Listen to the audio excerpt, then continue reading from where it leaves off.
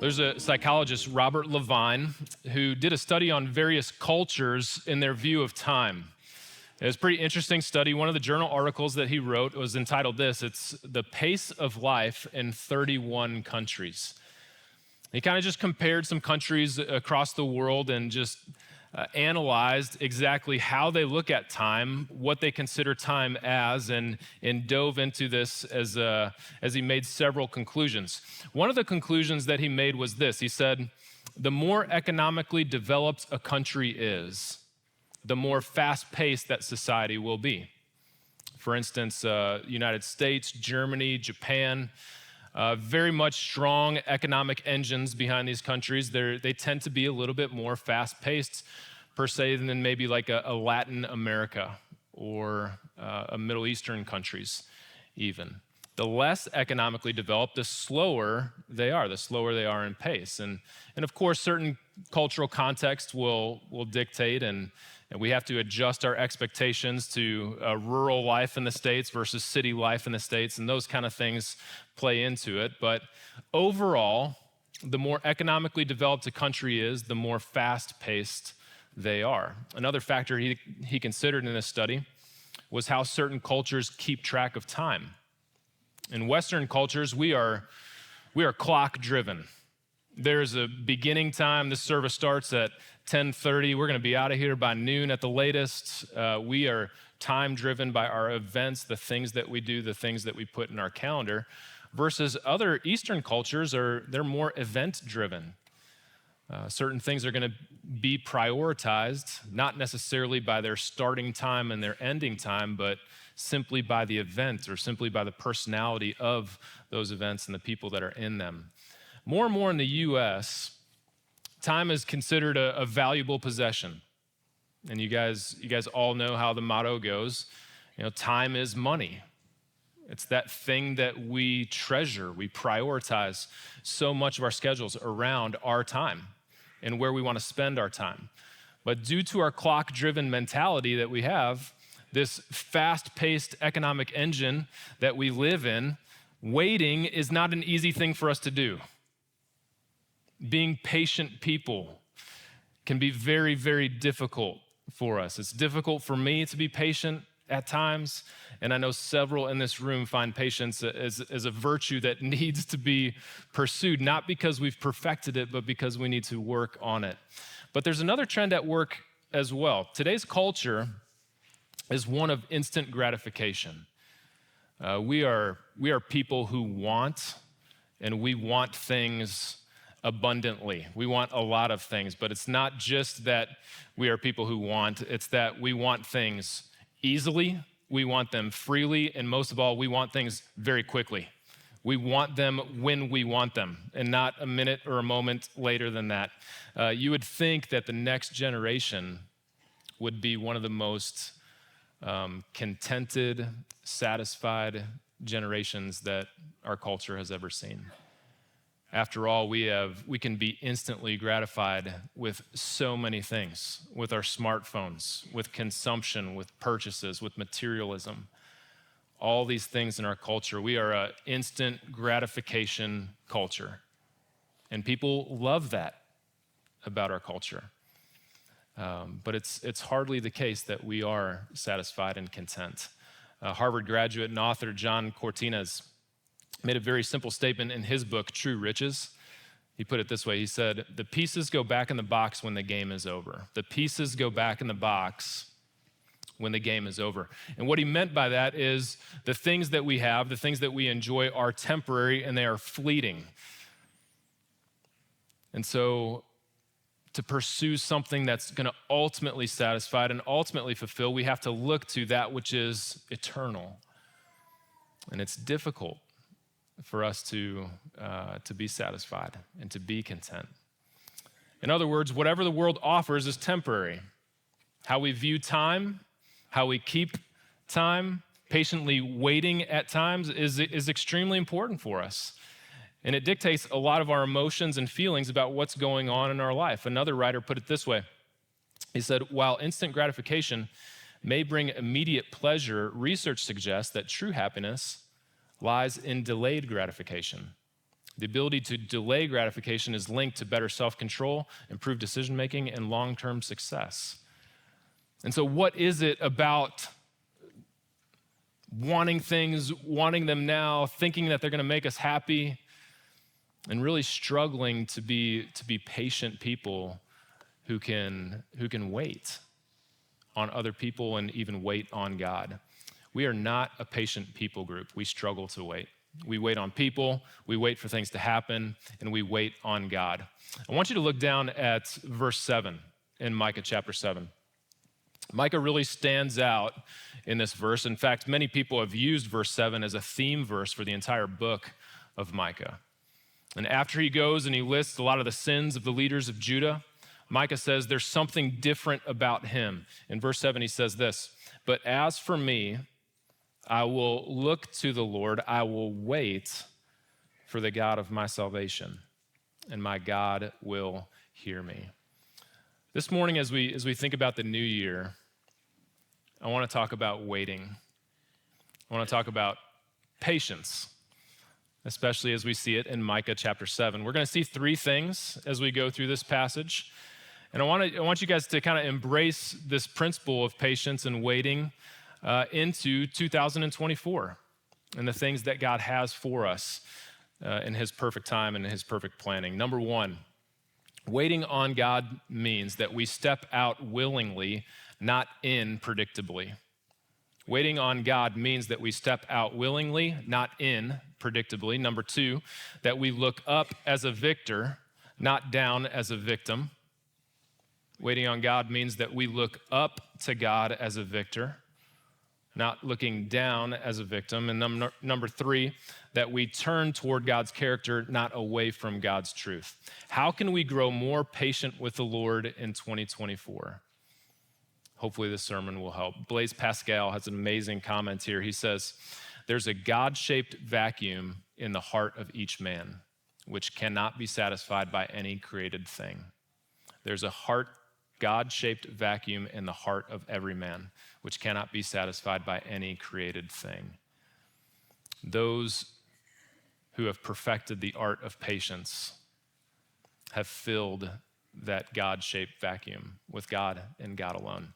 Number one, waiting on God means stepping out willingly, not stepping in predictably. Stepping out willingly, not stepping in predictably. Look at verse 1, Micah chapter 7. The prophet cries out here. He says, "Woe to me, for I have become as when summer fruit has been gathered, as when the grapes have been gleaned. There is no cluster to eat, no first ripe fig that my soul desires. The godly has perished from the earth, and there is no one upright among mankind. They all lie in wait for blood, and each hunts the other with a net. Their hands are on that which is evil to do it well. The prince and the judge ask for a bribe. The great man utters the evil desire of his soul, and they weave it together." Verse 4, "The best of them is like a briar. The most upright of them is a thorn hedge. The day of your watchmen, of your punishment has come. Now their confusion is at hand. Put no trust in a neighbor. Have no confidence in a friend. Guard the doors of your mouth from her who lies in your arms.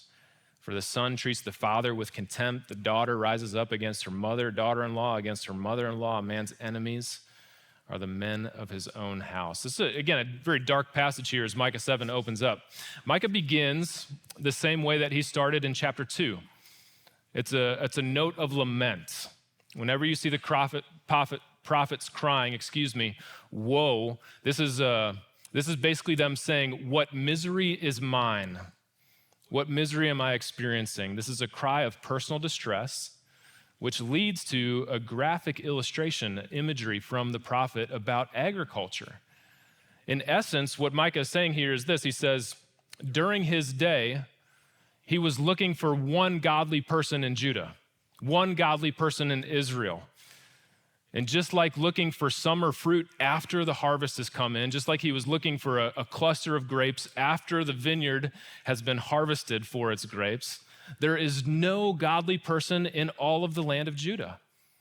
The Hebrew word for godly in verse 2 is hasid. It means faithful one.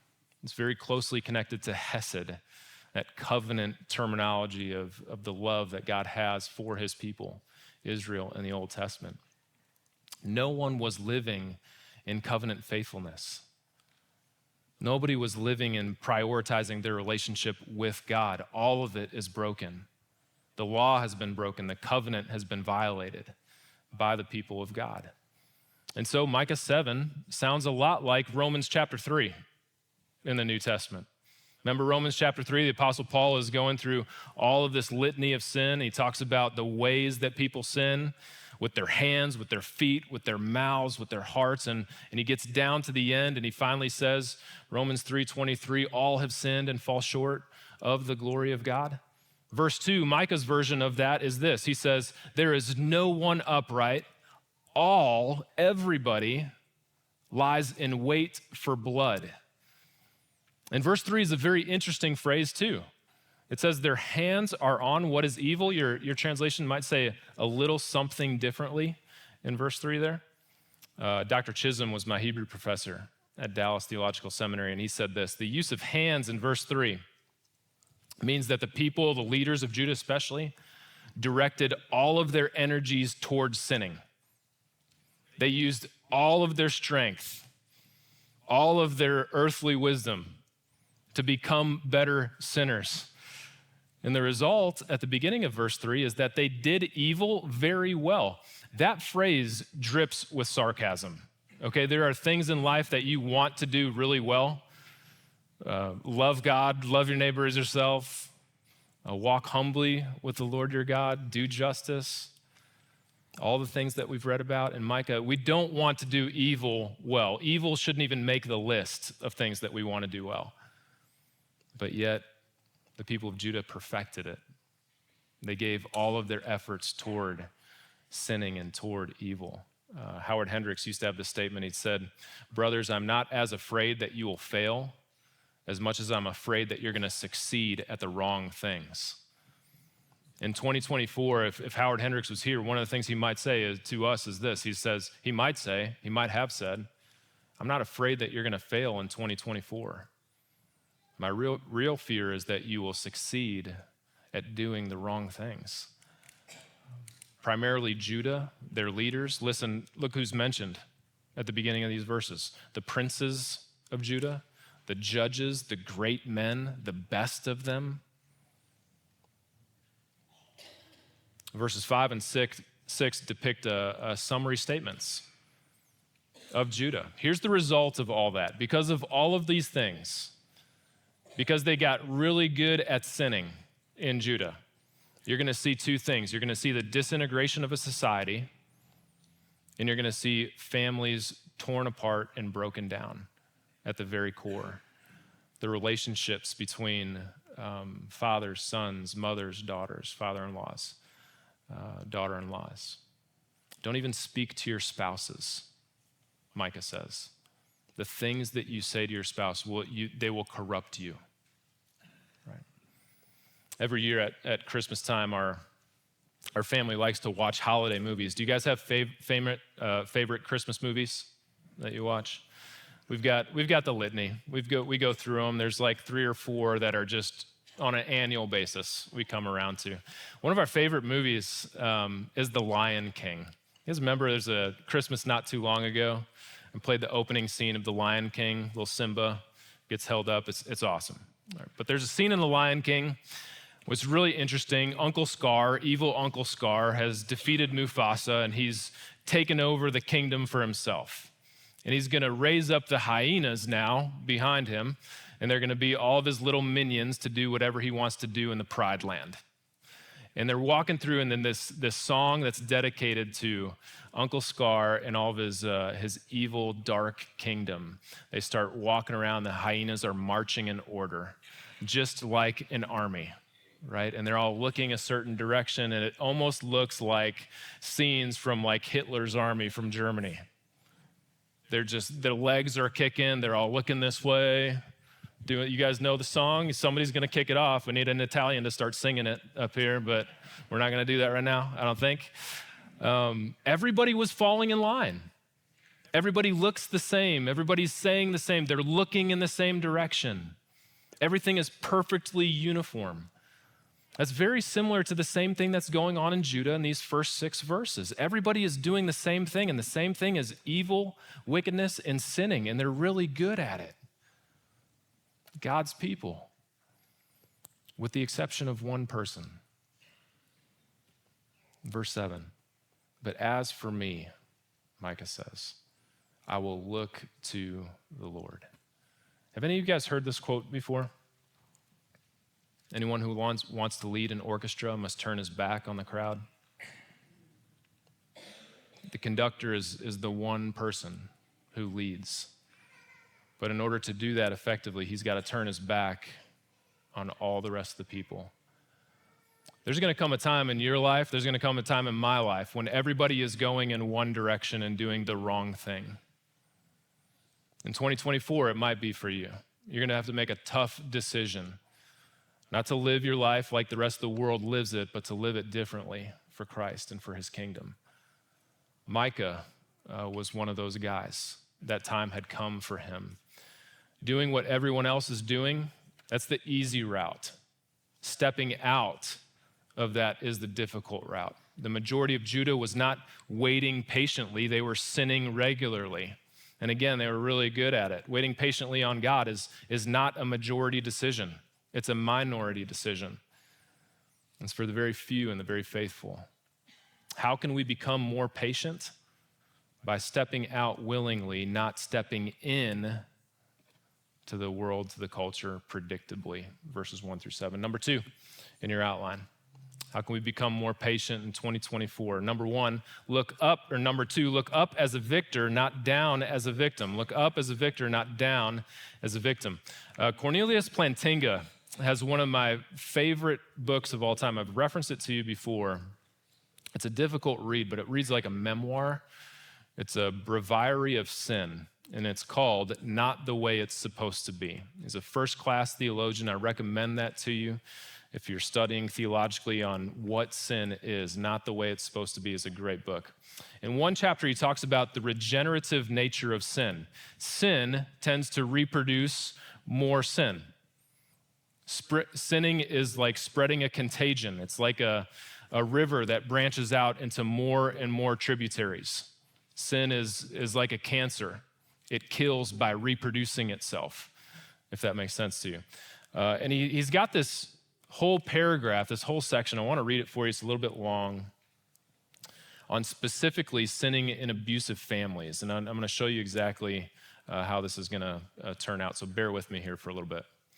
He says this. He says, in a sinful world, parents beat up children.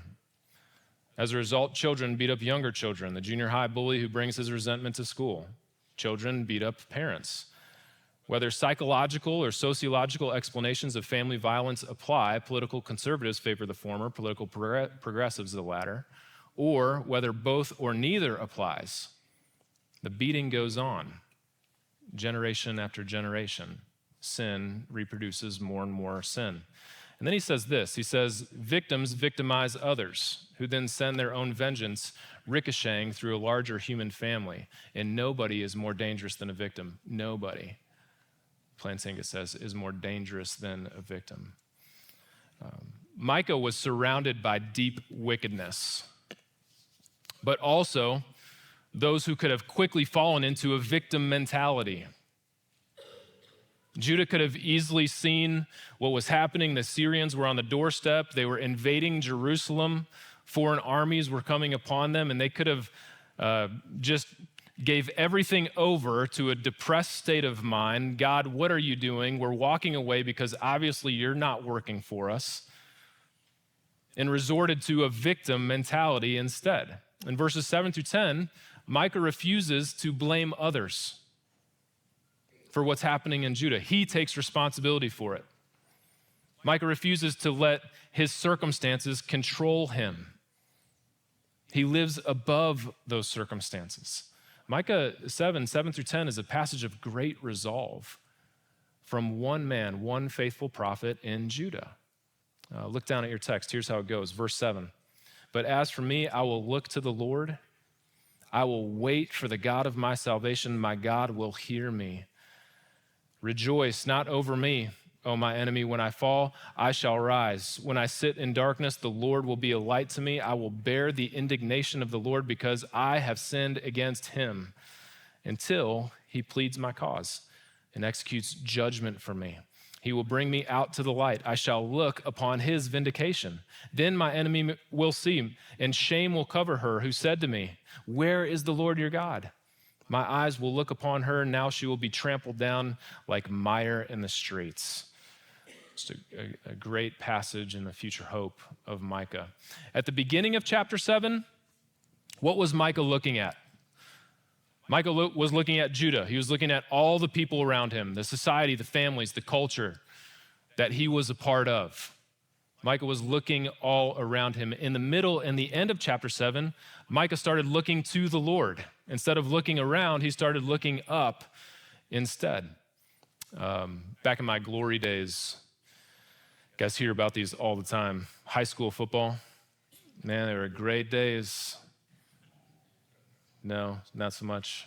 Yeah, they probably really weren't that big of a deal. Back in my glory days of high school, I played defensive back on the football team. And my coaches, I had really good defensive back coaches when I played football. They taught me a lot of techniques. You know, and you're playing defensive back, you let nobody get behind you. Number one, you guard the corners. That's why you're a cornerback. You're guarding the corner of the fields. And number two, you've got to read the quarterback. Okay, you got to be able to move quickly, but you got to be able to move quickly backwards. All right, so you get down here and you shuffle those feet and you get your hands going as fast as you can and change directions really fast. And if I remember anything from what my coaches told me about being a good defensive back, every once in a while they would just scream this out to me.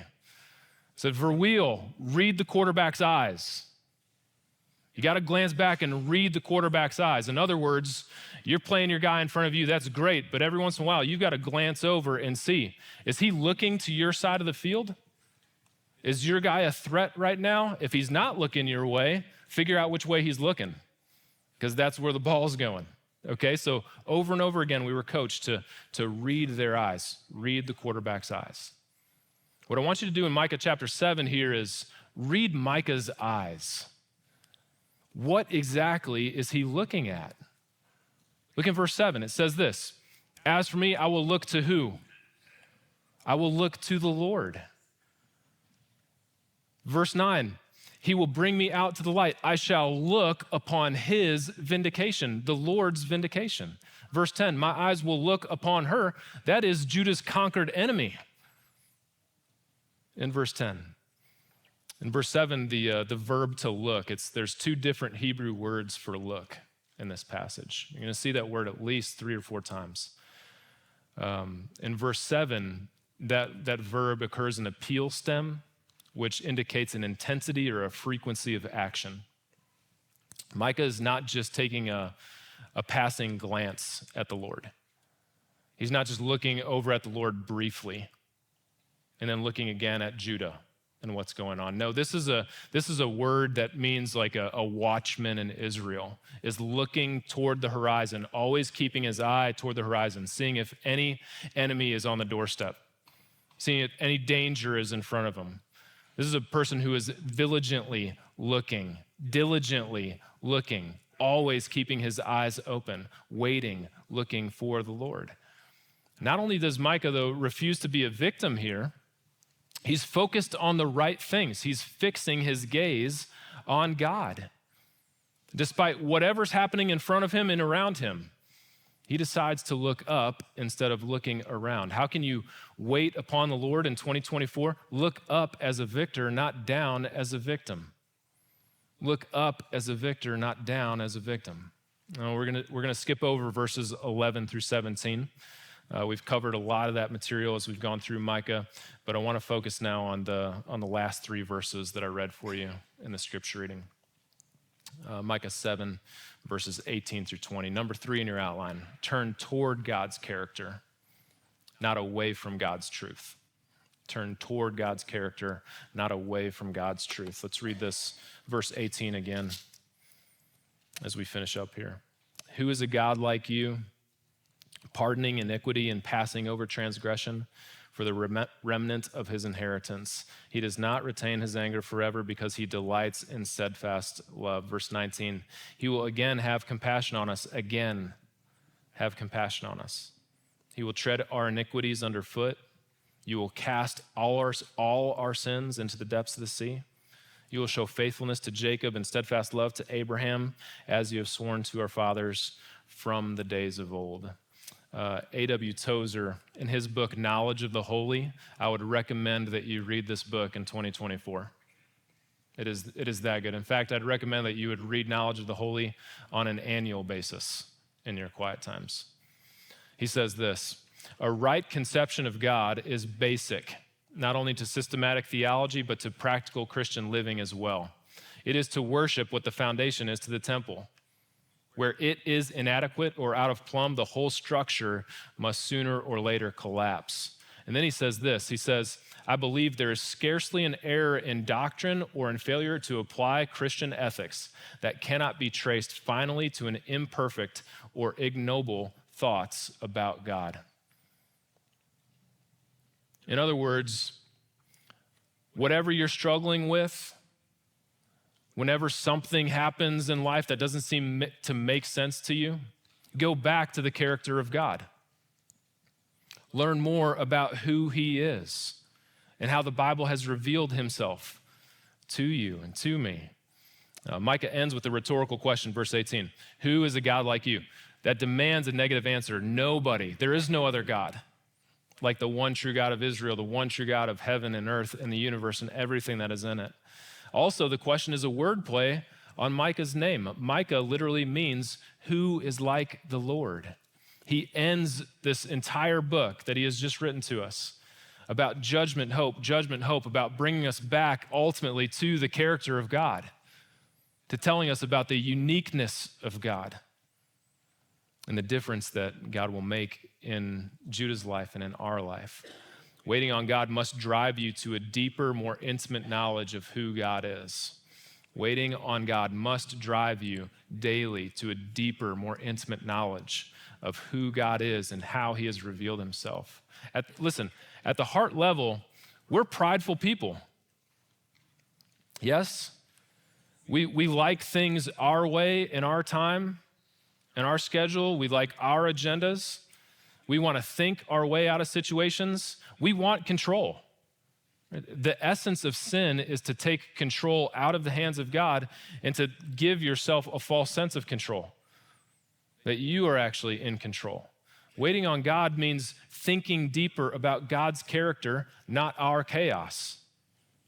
Thinking deeper about God's character, not our chaos. It means trusting that his way is the best way. His will is the perfect will. His timing is the best timing. Micah continued with what Judah needed the most from God at the end of this book. What did Judah need the most?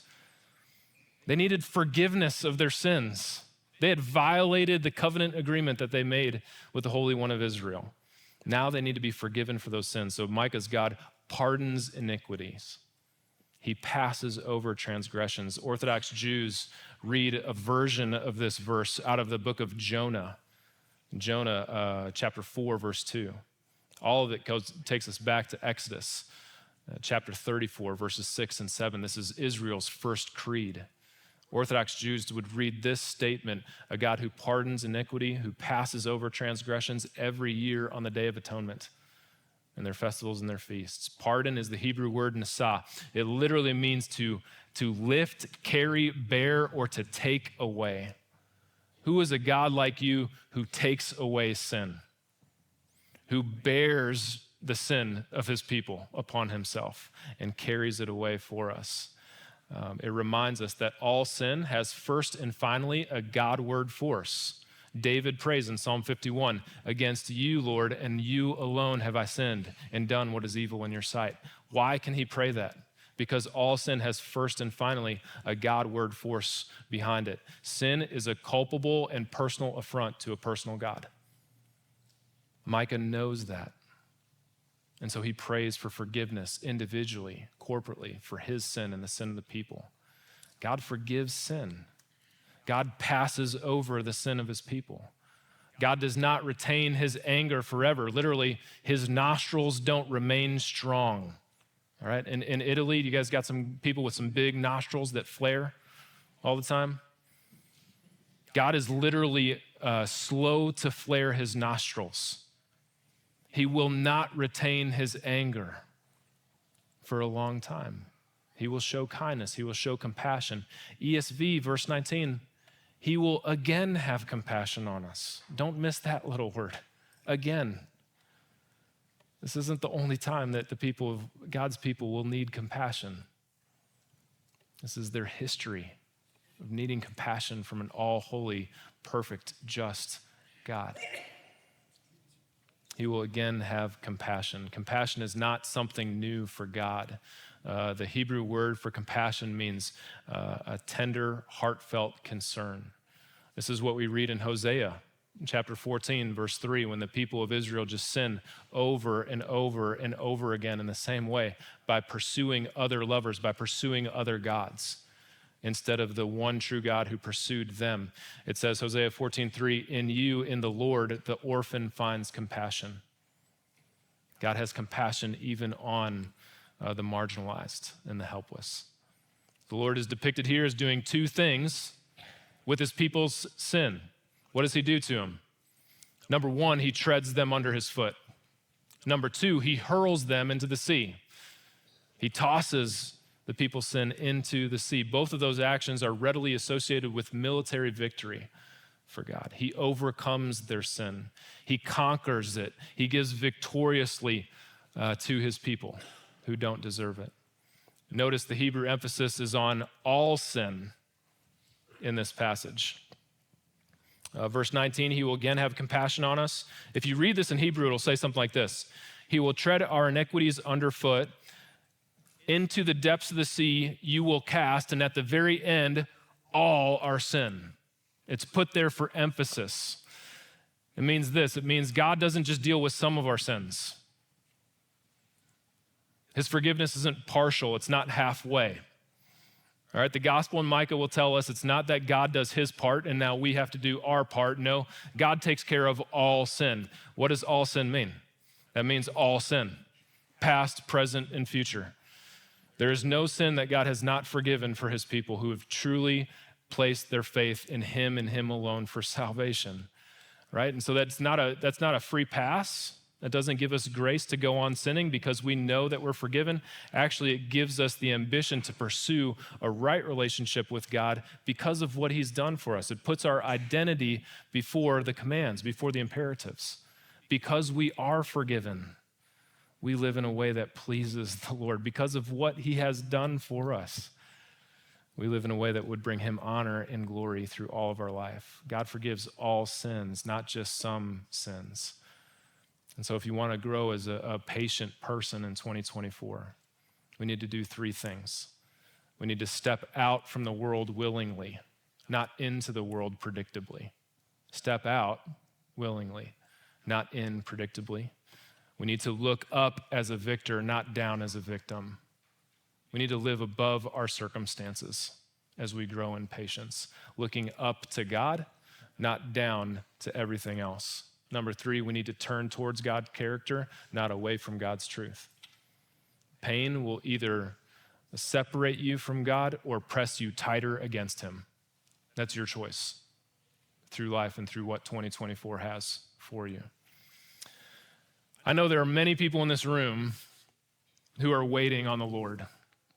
Some of you by choice, and some of you not by choice. Some of you here today are waiting because of a diagnosis that you've got. Some of you, it's much more subtle. Maybe you're waiting on a job offer. Maybe you're waiting on restoration for your family. Maybe you're waiting on a right relationship with your marriage, with your spouse. Maybe you're waiting on God to do something in your heart through an addiction pattern, through something that needs to be broken. I don't know what it is, but I think just about all of us in this room have something that we can identify that we are waiting on God for. Maybe a way that we're asking God to move in our heart and in our life in 2024. And so I want to give you just three ideas as you wait on God as we close. All right, number one is this. Please understand that waiting on God is active. It is not passive. When we patiently wait on God, that is an active pursuit. It is not a passively sitting by and waiting for God to do something. When God puts us in a situation to wait, often he calls us to certain things. Often he calls us to remember. Remember the promises. Did you see how Micah chapter 7 ends? It ended with some promises.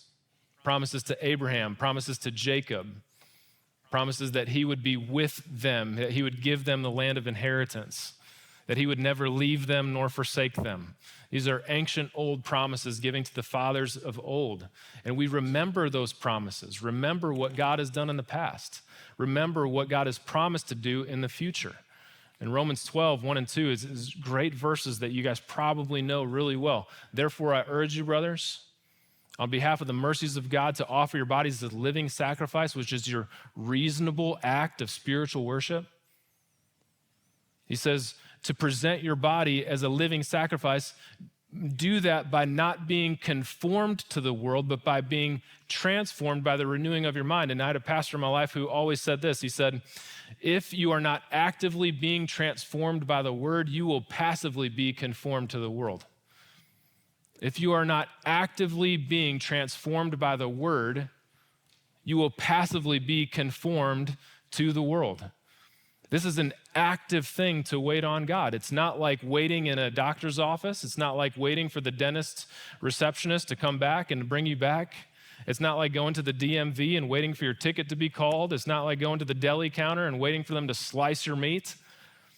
All right, let me pull out my phone. If I got to wait at this light, I might as well check some emails, might as well respond to some text. That's not waiting in the Christian life. Waiting on God is active. Waiting on God is worship. Waiting on God is trusting, hoping, walking with him. Knowing that he's in control of all situations and knowing that if he has designed for you a period of patiently waiting on him, that is the best thing for you as you pursue him and walk with him. Number two, when waiting seems too long and patience runs too thin, adopt a divine perspective in 2024. When waiting seems too long and patience seems to be running too thin, adopt a divine perspective. I want you to turn back to Isaiah chapter 30. This is the last passage we'll look at. Turn backwards to one of the major prophets, Isaiah 30. And I just want to read a few verses out of here that'll hopefully make this make sense. Isaiah 30 is very similar to our context in Micah. Isaiah and Micah there was an overlap in their ministry, especially towards the end. They were contemporaries. They were speaking into the similar situations, both prophets of Judah. Isaiah 30, verses 1 and 2. Listen to this. It says, Ah, stubborn children, declares the Lord, who carry out a plan, but not my plan, who make an alliance, but not of my spirit, that they may add sin to sin, who set out to go down to Egypt without asking for my direction, who take refuge in the protection of Pharaoh, and who seek shelter in the shadow of Egypt. And that should sound very troubling to you as you read those first two verses in Isaiah. Judah knew that they were in trouble. They knew that Babylon was on their doorstep and that they were going to be taken into exile. And the best thing that they could have done in this context, the thing that Isaiah wanted them to do, the thing that Micah was doing in Micah chapter 7 in his context, the best thing that they could have done is patiently wait on the Lord, prayerfully, repenting of their sins, confessing their sins to God, and then waiting for God to act in a way that only God can do for them. The best thing that they could have done was to wait on God, to patiently carry out his will. But instead, what did Judah do? They pursued other alliances with other nations. They went to Egypt without God telling them. They went their own way. They pursued security in the way that they thought was best for them, not in the way that God had designed for them. They did all of these other things to try to control the situation when they didn't have any control over the situation. We don't struggle with that at all. I don't struggle with that at all, right? Is prayer the first thing that you do? when you need God to work in your life, or is prayer the last thing that you do after you have exhausted all other resources, plans, and ambitions? I think often, if we're honest with ourselves, I think we turn to God only after our attempts have failed. It's the same story with Judah, same story in Isaiah chapter 30. Skip down to verse 15. For thus says the Lord God, the Holy One of Israel, in returning in rest you shall be saved. Listen, wait patiently, and you will be saved. In quietness and in trust shall be your strength. Wait patiently. God will save you. But you were unwilling, and you said, no, we will flee upon our horses. Therefore, you shall flee away, and we will ride upon swift steeds. Therefore, your pursuers will be swift. 1,000 shall flee at the threat of one. At the threat of 5 you shall flee, until you are left like a flagstaff on the top of a mountain, like a signal on top of a hill, just nobody and no help in sight. Then look at verse 18. It says something interesting. It says this. We don't really expect this. When we wait on God, we are convinced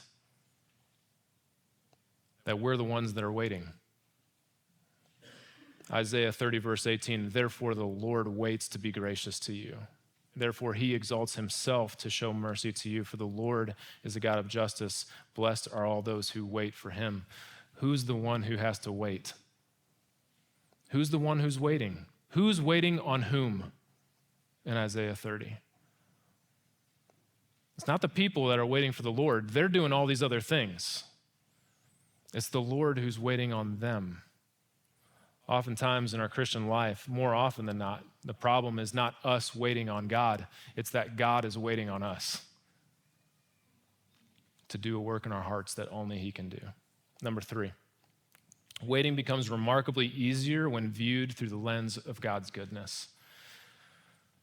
Waiting in your Christian life will become remarkably easier when it's viewed through the lens of God's goodness. Micah ends with the goodness of God. All the characteristics, all the attributes that he mentions at the end of this book. Micah forgives. God forgives sin. He is a patient God. He is a compassionate God. He is a faithful God. He is a loving God. Those are all aspects of the goodness of God.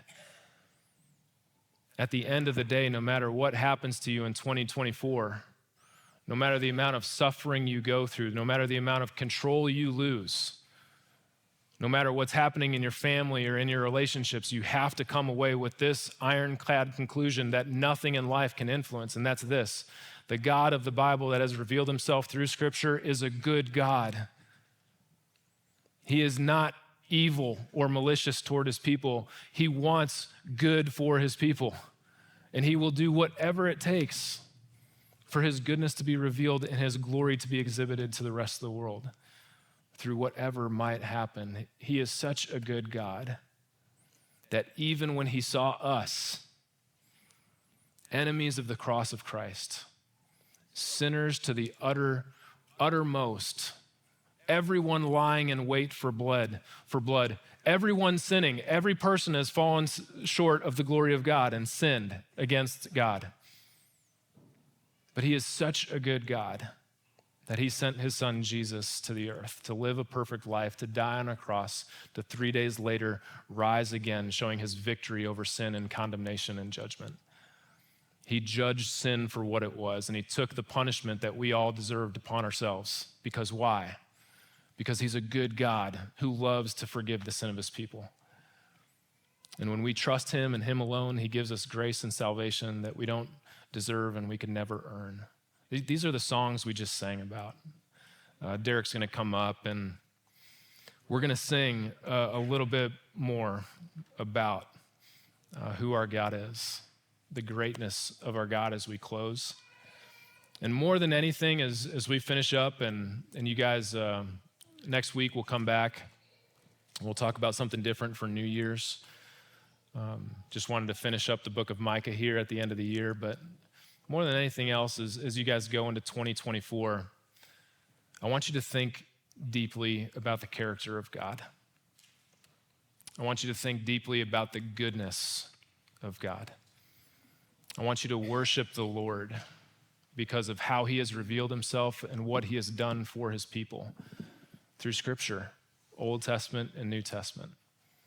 And you will be reminded that what God has done in the past is a model and a promise of what he will do in the future. Though he is too creative to do the same thing in the same way twice.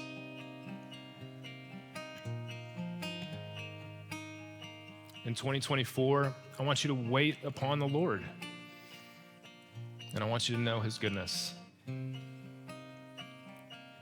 Let's pray.